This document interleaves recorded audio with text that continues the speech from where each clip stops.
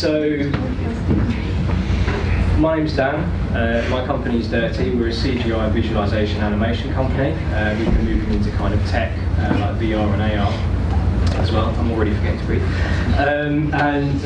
We're based in Maidstone. We're a small studio, so there's only 3 of us. We're not kind of as big as the guys who've spoken to you so far. I'm quite new, so I only started the company 2 years ago. So we're very, very new. By a show of hands, who in this room does anything to do with kind of 3D animation, design, modelling, anything like that? Does anybody here do any of that stuff?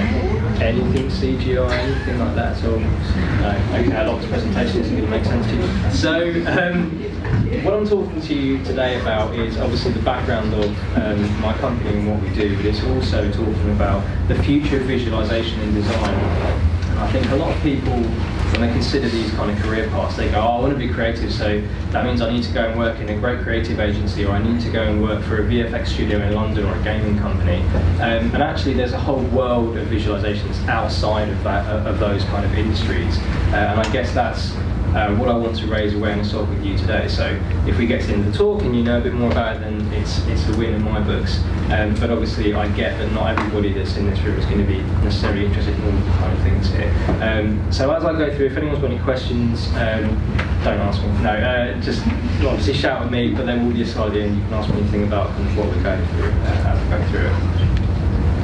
So, as I said, we're talking about the future of design and visualization for industries. So it's kind of industrial design, so it might be companies who are in the medical sector and they need to visualize what's going on inside the body, or it might be companies that do engineering or manufacturing, they're creating products that are used every day, like the kind of projector or the structured support work in this room or anything like that, heating, ventilation, air conditioning. It could be a company that does obviously the built environment, so they make buildings, they create structures like this that you're sat in at the minute, and architects obviously that have an involvement in that. People who do interior design, for example, they use this tech as well. And then we've got automotive as well, which is another industry. When people are creating vehicles, when they're moving into kind of new areas like electric vehicles and that kind of stuff, it hasn't been done before. They have to be able to rapidly prototype and create things which don't exist yet. And a lot of the time, the marketing kind of campaigns that go out for those projects, they're created before the car is even released into the world. So if you imagine that an automotive company is turning up to a creative agency, they're going, great, we need to tell everybody about this great car that we've made, but we can't show it to you. So they have to go off, they have to make it using CGI, they have to do it using other means. So I just want to kind of raise a bit of awareness about that. So who are Dirty? As I said, it's just 3 of us, core team in the office. We've obviously got other people that we use for support, and we do outsource freelancers and bits and pieces, but that's effectively us.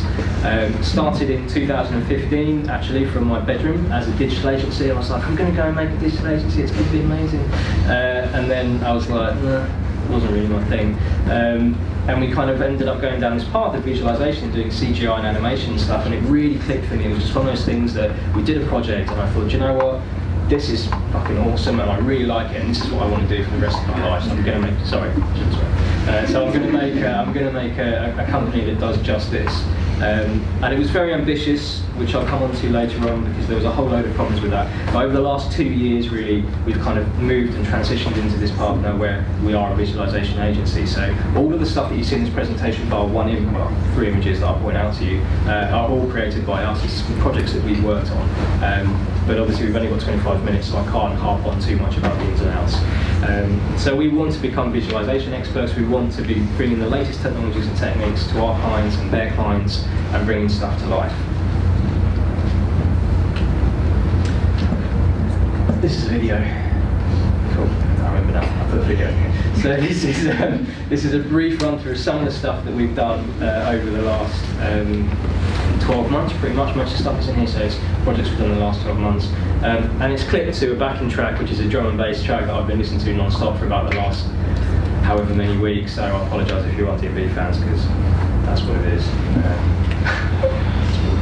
Oh good, it's not too offensively loud.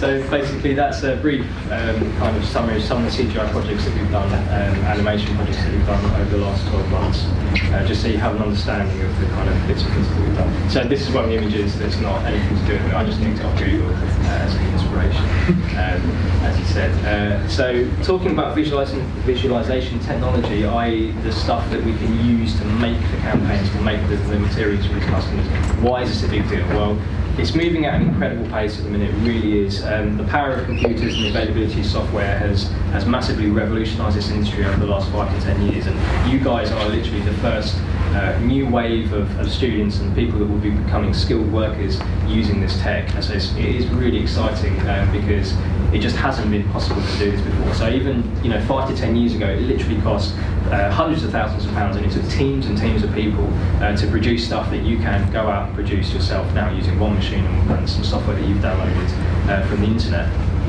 And the upshot of this is a lot of the companies behind that kind of are based on this technology, the people who need to visualize things, they're struggling because they can't keep up. The tech is moving so fast that they just can't keep up with it in-house. And what does that mean? It means they turn to outsourced agencies, they turn to outsourced freelancers even to help them out with kind of creating the bits and pieces that they need.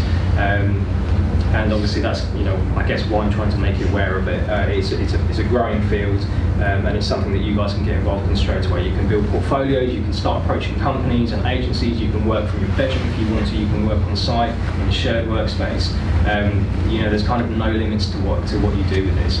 And one of the reasons I'm so passionate about CGI animation and VFX and VR is that there are absolutely no limits. Obviously when you're trying to photograph something, when you're trying to do a film or with a camera, or you're trying to sit down even and sketch something on a notepad, there are limitations with that. When you're using CGI, you're working in an environment that's completely limitless. You can do anything you can possibly imagine. You can use anything as an input, you can get anything as an output. You're seeing movies now obviously coming from Marvel Studios and the rest of it, and the things they're doing in those films are amazing. And imagine if you take that tech and that power and you just unleash your creativity with it, you're going to be able to create some amazing stuff. So I'm going to talk to you through kind of some of the key sectors that we work in, there's 4 off the top of my head, that we work in, and explain a little bit more about how the things that we do and that you can do can apply to those industries, so you can understand a bit more about it. So automotive, for example, designers now, when they're working on creating new designs for vehicles, and that could be passenger vehicles, stuff you go and buy from Honda or wherever, it can be electric vehicles, automated guided vehicles, it could also be the massive delivery lorries and stuff that Tesla's planning in the future and those sorts of things. They all used to start the same way. They all started with a kind of sketch on some A3 paper or something that somebody had drawn out by hand. They'd create the rough shapes, they'd scan that in, and then that would get sent off to a printing company who'd send it back. They'd put it on a physically the size of a car in a room like this. They'd bring a massive block of clay in, 3 or 4 sculptors would come in and they'd sculpt the lines of this clay to get it to the sort of lines of the car, and they'd use that to work out the dimensions, and then from there they'd kind of start creating prototypes of fiberglass panels.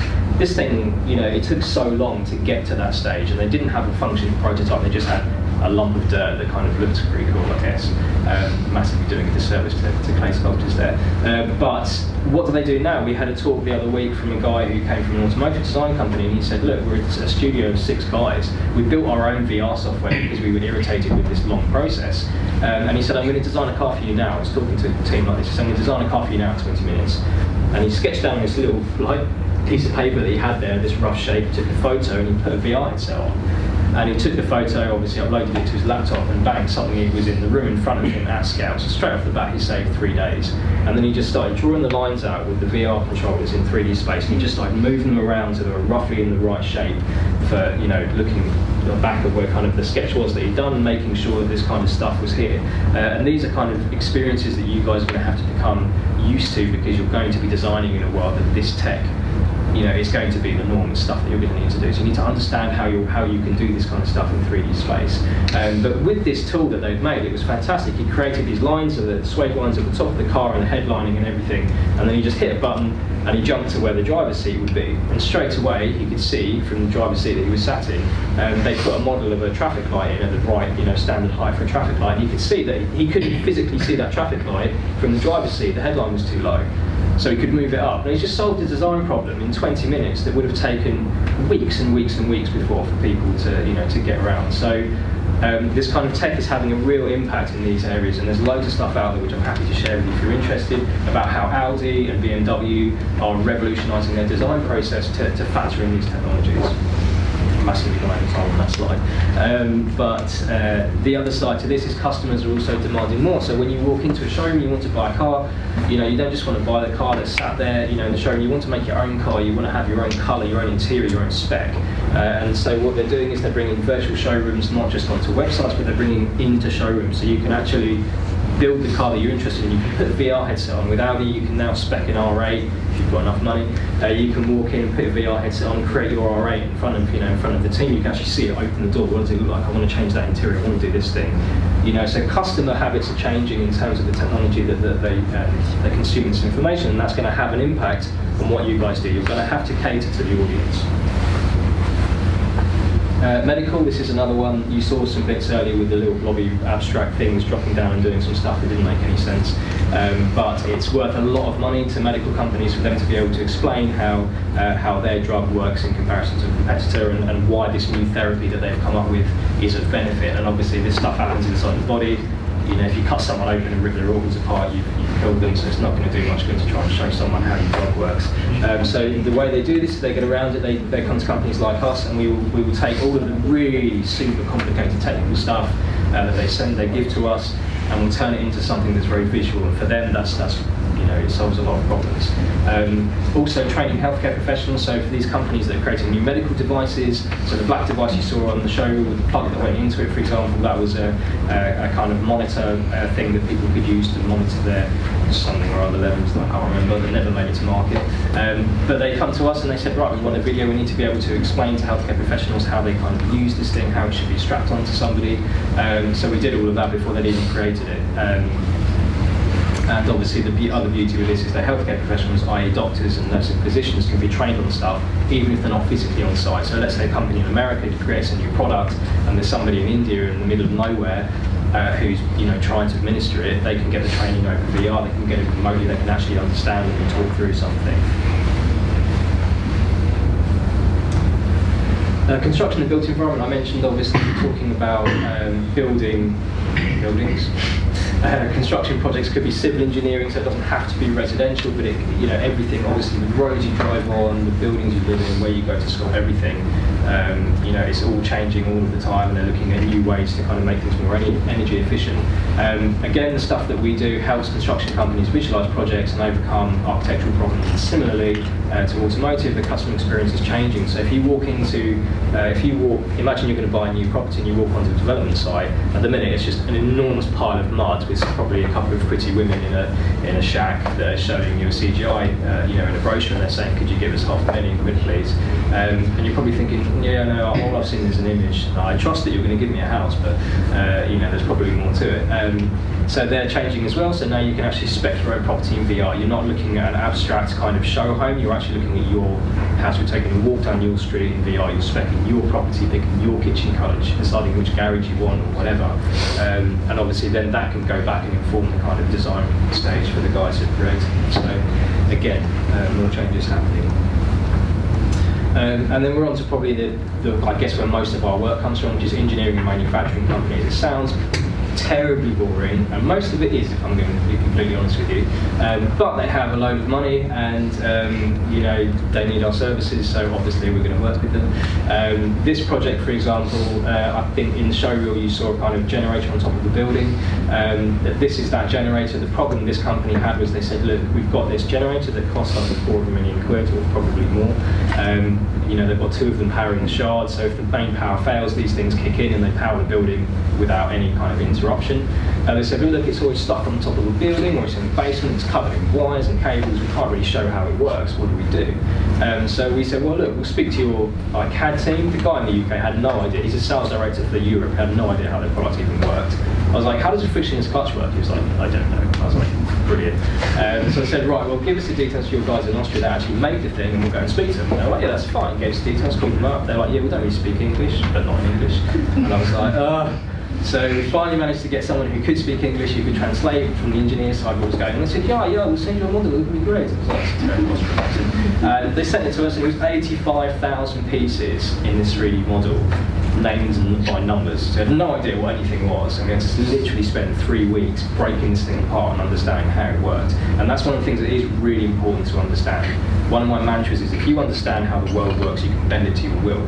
You need to understand the ins and outs of all of these industries, everything they throw at you. You need to get it. Once you've got it, you can be as creative as you want. You can be as creative in showing that as you want, but you have to understand what they're doing, who they're talking to, and what their messaging is.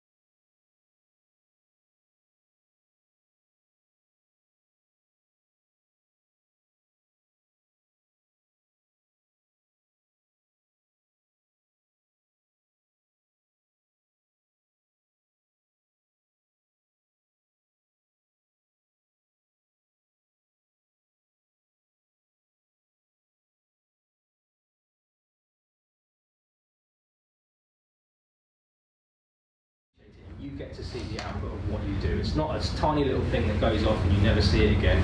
You work with them, you create this whole campaign that has a massive impact for them. As I said, self-teaching is possible, and YouTube and trial versions of the software are available as well. Anyone who is interested in finding out more about that can talk to me. Obviously none of you work with 3D, so it's pointless me talking through the software that we use, but Unreal Engine, for example, we've made a VR beer pong game which is in the hole that you can all try, and we made that last week. That was built on Unreal Engine, which is Fortnite, the same company, Epic Games. Fortnite is made in Unreal Engine, it's the same company that produced this. So some cool stuff there that we can talk about, and obviously we're using that to solve problems for businesses. So if you are interested, then come and talk to me about it. The guys also asked that I mentioned a bit about my journey. I think my employee's journey is going to be more exciting, but I'm going to talk about what I did. As I said, I'm into my understanding, my belief is if you understand how things work, you can rule the world, take over and become local. So I've always been breaking stuff and putting it back together. I've been building motorbikes, cars, everything, just anything I can get my hands on, rip it to pieces. How does it work? Well, I've broken it, buy something else. I've had an interest in gaming in tech, obviously, which is important for what I do. I followed a typical path that my parents told me I must follow, which was you'll get an education, you'll go off to university, and we're all proud of you. So I've got my GCSEs and A-levels, and they're like, great, you can go off and become like a doctor or something. And I was like, no, screw you, I'm going to go and work in gaming, it's going to be amazing, definitely going to get a job. Didn't get a job. So I got a degree in computer science with games tech, so it's a very technical degree. And then I just sort of fell into a load of work experience in financial tech companies, in agencies. I did it for 10 years, moved up the career ladder, earned good money, did a bit of freelancing on the side, built a few websites, bought my first property, and I just looked at my life and I thought, I'm not happy with this. I'm not happy with where I've got to. I don't enjoy what I do every day. I'm going to work to earn money, and I'm sick of it. So I just thought, you know what, I'm just going to quit my job with a mortgage and a wife who I was about to marry. We were planning to have a kid, and she was like, what are you doing? And I was like, trust me, it's going to be fine. It's not quite fine yet, but it will be. Money isn't everything, so I started Dirty in 2015 from my bedroom, as I said, and I started making websites and doing bits and pieces, and suddenly I was earning double the salary I was earning before, and it was great. The problem was I couldn't keep pace, I was too ambitious, I grew too quickly, really brought staff on, and realised that actually I'm just one person, I can't do all of this. So in 2016/17, obviously that's when we moved down this route into visualisation. And it was very bold and stupid because not only did we not have any experience in CGI and animation, we'd never worked in 3D. I didn't have any staff, didn't have a computer that was powerful enough, I didn't know how to do it, didn't have any clients. I was like, that'll be fine, I'll figure this stuff out, everything's going to be okay. And here we are 2 years later, and I'm still able to pay the bills, so it can't be that bad. Probably more relevant to you, I guess, is my employee's journey. So I put a job out for an animator, video editor and animator at the time, and I got 86 applications in 5 days. One of them was from Tracy, who works in Tesco's, and under experience with computers, she was like, yes. Brilliant, okay, that's great. I got loads of people applying from overseas, you know, and we're talking like an entry-level salary job here. And I was like, you know what, don't relocate from Brussels. What if the company fails? And they're like, no, trust me, I really want to come and work for you. I was like, no, it's okay. Anyway, I bumped into Sean. He came in off the street, as it were, and he was working in the high street at a picture framing store, and he had no previous experience in the industry at all. But I liked him. We had a mutual interest in gaming technology, and most importantly of everything, he was willing to work hard and he was willing to self-teach. And I just said to him, right, you know nothing about this, go off and make me a video and come back in 4 days. And he did, and he went off and he made something, he came back and I went, you know what, that's awesome, you learned that software, I haven't had to touch, I haven't had to teach you anything, I haven't had to touch the computer, you've done it, and that's great. So he's come on board, and he's trained primarily using YouTube and Google, obviously supported by the business, we've invested in him, given him the hardware and stuff, but he's trained himself. That's really, really important. I can't overstate that. For me as a business owner, because it's a small business, I have to do so much. I can't be sat there all day showing him what to do. He's able to go off. I'll give him a problem. I'll say, right, I've just read about this software. It seems really cool. Here's like 500 quid. Go and buy it and make something. So okay. And he goes off and does it, and he comes back. He's like, I've made the thing. I'm like, no, it's not very good, but I can see, where you're going with it. No, I'm very simple. And we've got from where he went knowing nothing 2 years ago. He came on board in 2016. That VR game that we're playing, and you should test it out, the VR beer pong. He made that last week in 1 week as a first VR project for that software. That is impressive. And I haven't had to invest in any training for him. He's done it himself. So I've laboured that point enough. But just to explain to you, I think if you're going to go into something and you're going to speak to them, you want a job. If you can walk in there and go, I will self-teach, I'll solve problems that you've got right away, and I will work so hard for you. I'm not saying you need to work outside of hours to maintain a good business work-life balance, but you have to have that attitude, and if you do, you will not go wrong. Just get a portfolio and be willing to work hard, and people will give you a chance. You can do it.